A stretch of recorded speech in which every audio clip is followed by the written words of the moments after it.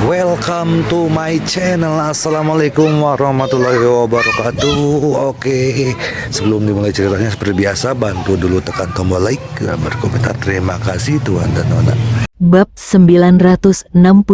Tuhan, kamera melihat ke bawah dari ketinggian dan tampak sesosok tubuh menghadapi angin yang menggigit sambil membawa kendi anggur dengan langkah yang sedikit terhuyung-huyung. Dalam keadaan mabuk, dia berjalan maju selangkah demi selangkah. Setelah beberapa langkah, dia tidak bisa menahan diri untuk mengangkat kepalanya untuk menyesap anggur lagi. Banyak orang tiba-tiba merasakan jantungnya menegang. Dari kamera, mereka dapat melihat bahwa di kejauhan, tepat di depan Cuchen, para dewa telah tiba.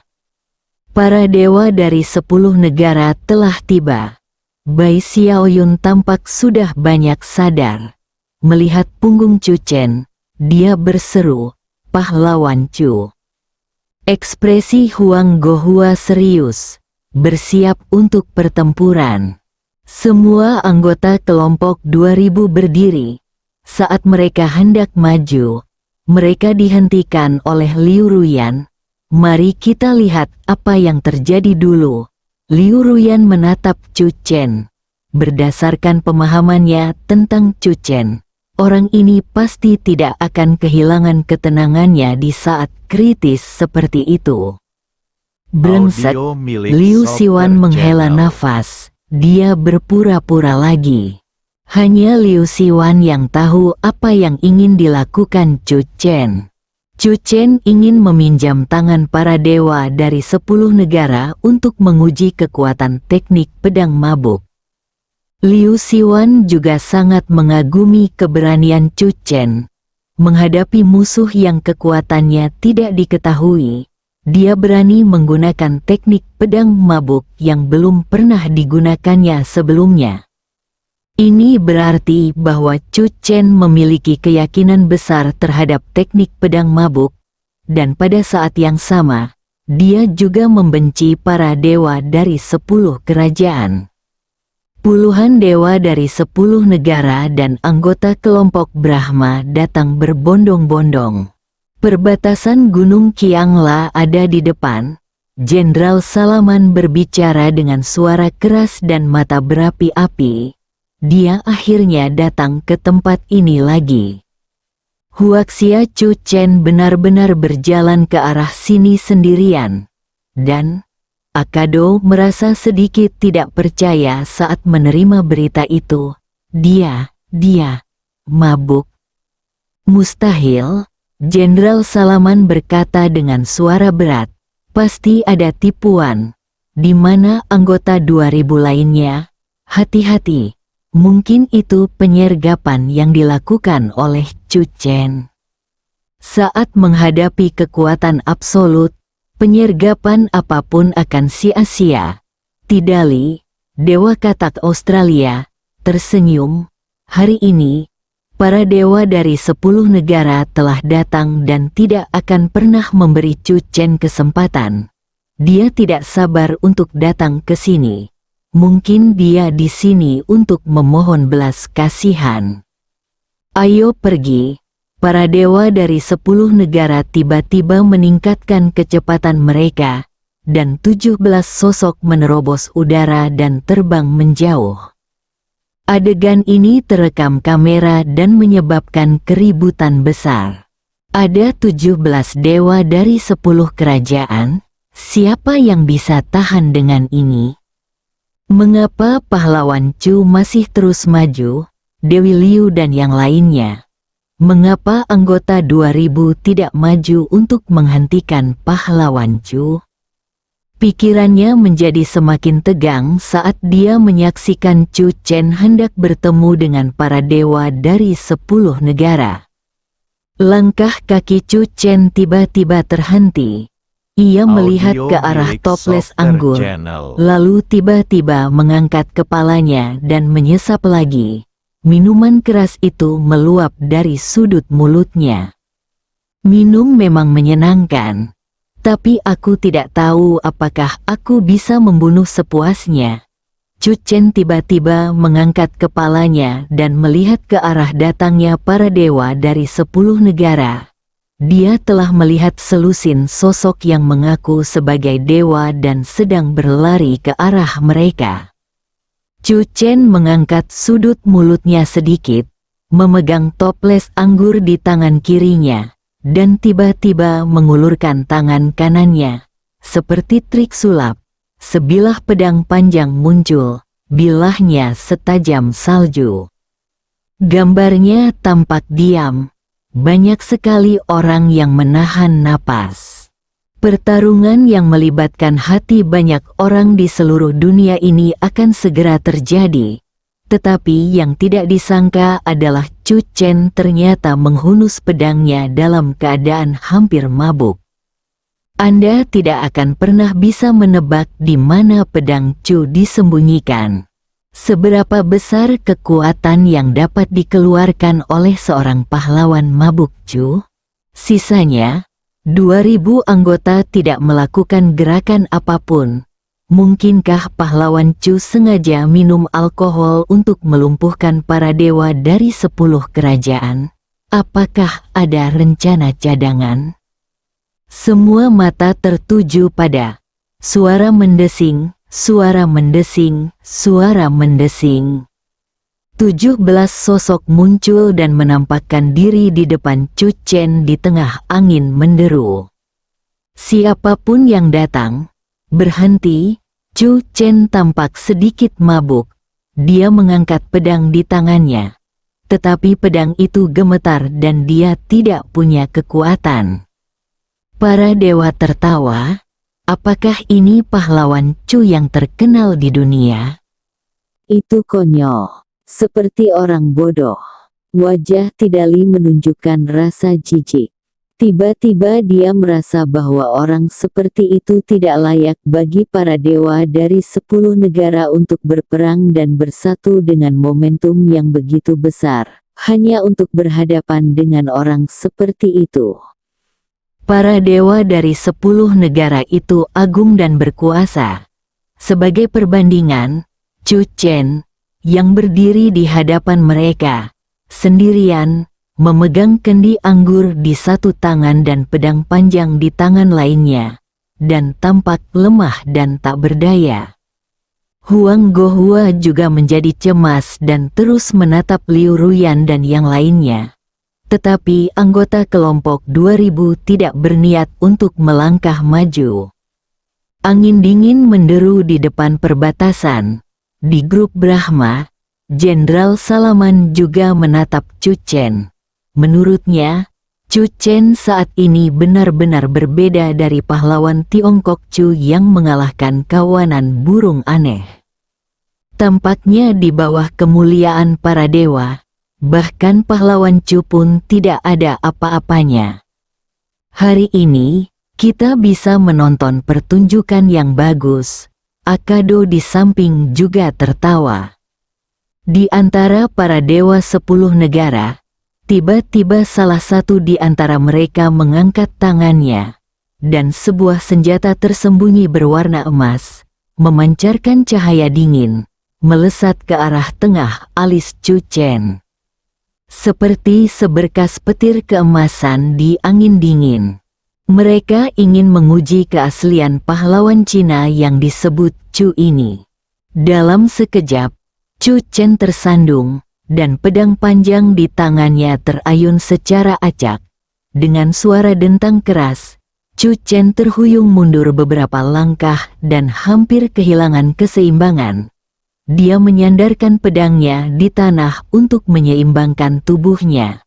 Kemudian, dia menyesap anggur untuk menenangkan diri dan melirik pria itu, menggunakan lebih banyak orang untuk melawan lebih sedikit, dan bahkan menggunakan senjata tersembunyi. Bahkan para dewa tidak mengikuti etika bela diri. Adegan ini mengejutkan banyak orang. Menurut mereka, hanya satu dewa yang mengangkat tangannya, cahaya keemasan bersinar. Dan pahlawan Chu hampir tidak dapat menahannya. Apakah kekuatan para dewa begitu menakutkan? Ketika orang-orang di 10 negara melihat pemandangan ini, mereka bersama-sama merasa gembira dan dipenuhi dengan kegembiraan. Lihat, ini Tuhan, perbedaan antara dewa dan manusia dapat dilihat dengan mata telanjang. Sekarang tampaknya apa yang dikatakan Chu Chen sebelum menaiki pesawat adalah lelucon terbesar abad ini. Suara mendesing, para dewa dari 10 negara juga ingin segera mengakhiri perang, membunuh Chu Chen di bawah perhatian seluruh dunia dan menunjukkan kekuatan mereka sebagai dewa. Dewa yang melepaskan senjata tersembunyi tadi berasal dari kerajaan Boqi. Senjata tersembunyinya adalah panah pendek berwarna emas. Pada saat ini, dia tiba-tiba memegang anak panah pendek berwarna emas di tangannya dan langsung menyerbu ke arah Chu Chen, bukannya menggunakan senjata tersembunyi. Dia dapat melihat bahwa laki-laki di depannya adalah seorang pria mabuk. Panah pendek emas menembus tenggorokan Chu Chen. "Tuan Chu, hati-hati!" Bai Xiaoyun dan yang lainnya akhirnya tidak tahan lagi dan berteriak kaget. Reaksi Chu Chen tampaknya lebih lambat dari biasanya. Ketika panah emas hanya berjarak beberapa sentimeter dari tenggorokan Chu Chen akhirnya bergerak. Tenang seperti perawan, cepat seperti kelinci, sosok itu berkelebat bagaikan hantu. Pedang di tangannya terayun diagonal, bagaikan seorang pemabuk yang sedang bergulat, dan pedang di tangannya menyambar bagaikan kilat. Gambarnya tiba-tiba berhenti. Bagi orang luar, Chu Chen baru saja lolos dari serangan sang dewa. Namun, ketika kedua sosok itu berhenti, Chu Chen masih memegang kendi anggur di satu tangan dan pedang panjang di tangan lainnya. Setetes darah menetes dari ujung pedang panjang itu. "Balikkan badanmu kepada dewa itu." Dewa dari negara Boqi tidak bergerak. Setelah beberapa detik, bercak darah muncul di tenggorokannya dan aliran darah muncrat keluar. Ledakan, tubuhnya jatuh dengan keras ke tanah. Tidak bernafas sama sekali.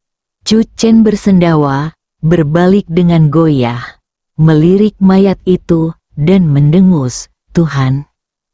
Bab 966. Aku tidak akan menyentuh darah dunia fana. Aku hanya akan membunuh para dewa. Angin kencang yang melanda Gunung Qiangla sepanjang tahun tampaknya telah berhenti saat ini. Para dewa datang dengan momentum yang hebat, memandang dunia dengan sikap bagaikan dewa. Dewa dari negeri Boqi, dengan panah pendek keemasannya dan cahaya ilahi, memberikan perasaan kepada orang-orang seolah memandang semua makhluk hidup jauh di atas. Anak panah itu menancap ke atas, dan akibatnya, Chu Chen terhuyung-huyung dan menikam sang dewa dengan pedang, yang menyebabkan tenggorokannya putus dan ia pun tewas. Tuhan, semua orang tidak bisa lagi membedakan apakah suara Chu Chen adalah pertanyaan atau ejekan. Di belakang, mata banyak prajurit termasuk Bai Xiaoyun hampir melotot. Apakah ada orang yang melihatnya dengan jelas? Bibir Bai Xiaoyun bergetar, matanya berangsur-angsur memancarkan cahaya. Dia sangat gembira, dan pikirannya berusaha keras untuk mengingat pedang ajaib yang baru saja digunakan Chu Chen. Pedang yang tampaknya diayunkan dengan santai sambil mabuk memiliki kekuatan untuk mengubah pembusukan menjadi sesuatu yang ajaib. Wajah cantik Liu Ruyan sedikit mengendur. Dia tahu bahwa Chu Chen tidak akan mudah melakukan apapun tanpa keyakinan. Ini disebut ilmu pedang mabuk, dan berasal dari Sekte Pedang Abadi Susan, kata Liu Siwan. Ilmu pedang mabuk, mata orang-orang yang hadir bersinar. Meskipun mereka tidak tahu apa itu Sekte Pedang Abadi Susan, mereka tahu bahwa teknik pedang yang dapat membunuh dewa dengan satu serangan pedang benar-benar ajaib. Di kejauhan, senyum di wajah Jenderal Salaman tiba-tiba membeku, dan dia merasa seolah tidak bisa mempercayai matanya. Ini, apakah suatu kebetulan, dewa telah jatuh? Itu pasti karena kecerobohan. Para anggota kelompok Brahma semuanya tampak gugup dan mempunyai firasat buruk. Datang lagi, Chu Chen mengangkat kepalanya dan menyesap anggur lagi. Dia menatapku dengan sedikit jijik, seakan-akan dia tak terkalahkan. Pedang di tanganku tidak ternoda oleh darah manusia. Pedang itu hanya bisa membunuh dewa. Para dewa dari 10 negara juga sadar kembali dan menyingkirkan penghinaan di mata mereka. Dalam sekejap, 3 dewa muncul pada saat yang sama, menampilkan keterampilan bela diri yang kuat, dan bergegas menuju Chu Chen, mereka yang menghujat para dewa akan mati. Ketiganya datang dengan kekuatan besar dan serangan gencar mereka bagai badai yang dahsyat. Chu Chen memegang kendi anggur di satu tangan dan pedang di tangan lainnya, dan sosoknya masih terhuyung-huyung. Dia tampak sangat berbahaya, dan itu membuat orang-orang berkeringat di telapak tangan mereka. Namun, seiring berjalannya waktu, semua orang segera menyadari bahwa meskipun serangan ketiga dewa itu ganas, mereka bahkan tidak dapat menyentuh sudut pakaian Chu Chen. Para netizen yang menyaksikan pertarungan ini pun tak kuasa menahan rasa haru dan berseru kaget. Pahlawan Chu, hebat sekali, kelihatannya dia dalam kekacauan. Tapi sebenarnya, semuanya berada di bawah kendali pahlawan Chu. Ternyata pahlawan Chu yang mabuk bahkan lebih mengerikan. Ini adalah pedang mabuk yang legendaris. Pahlawan Chu adalah pedang mabuk abadi dalam legenda Tiongkok kita. Pedang mabuk abadi, memanggil. Chu Chen tiba-tiba menghunus pedangnya, cahaya pedang bersinar terang dan menyilaukan. Ketiga dewa itu jatuh ke tanah. Chu Chen terhuyung, tertawa keras, lalu mengangkat kepalanya untuk minum. Tampaknya embusan angin dapat menjatuhkannya, tetapi dia telah membunuh 4 dewa. Mata banyak orang terkejut dan ngeri. Pada saat ini, mereka benar-benar menyadari bahwa Chu Chen tidak bercanda ketika dia mengatakan akan memblokir para dewa dari 10 negara di perbatasan Tiongkok. Di tangan Chu Chen, ada pedang yang tidak ternoda oleh darah manusia, tetapi hanya merenggut nyawa para dewa. Pedang Chu Chen tampak sedikit goyah saat dia menunjuk ketiga dewa yang jatuh. Dewa. Penghinaan, ejekan, dan penghinaan yang nyata. Para dewa dari 10 negara terkejut sekaligus marah. Mereka terkejut karena mereka telah meremehkan kekuatan Chu Chen, dan mereka marah karena Chu Chen bahkan tidak menganggap mereka serius. Ke-13 dewa yang tersisa menyerang pada saat yang sama. Mereka tahu betul bahwa tidak ada seorang pun yang dapat menjadi lawan Chu Chen jika mereka bertarung sendirian. Hanya bersama, aku tidak percaya bahwa meskipun kita 13 dewa bekerja sama, kita tidak akan bisa menghadapi seorang Chu Chen. Tidali berbicara dengan suara keras, penuh niat membunuh. Hari ini adalah hari kedatangan para dewa dan peperangan untuk menegakkan kekuasaan mereka, bukan untuk memperlihatkan senja para dewa kepada masyarakat dunia. Para dewa akan melakukan yang terbaik. Pertarungan terakhir. 13 dewa mengepung pahlawan Cina Chu. Angin menderu. Pahlawan Chu masih terhuyung-huyung, tetapi saat ini, tidak ada seorang pun yang berani meremehkannya. Pedang mabuk pahlawan Chu telah menggemparkan seluruh dunia. Bai Xiaoyun menahan napas. Pupil matanya terbakar amarah. Chu Chen telah menjadi kuat. Mereka berdua adalah pejuang, dan Bai Xiaoyun telah menerobos ke alam Qi.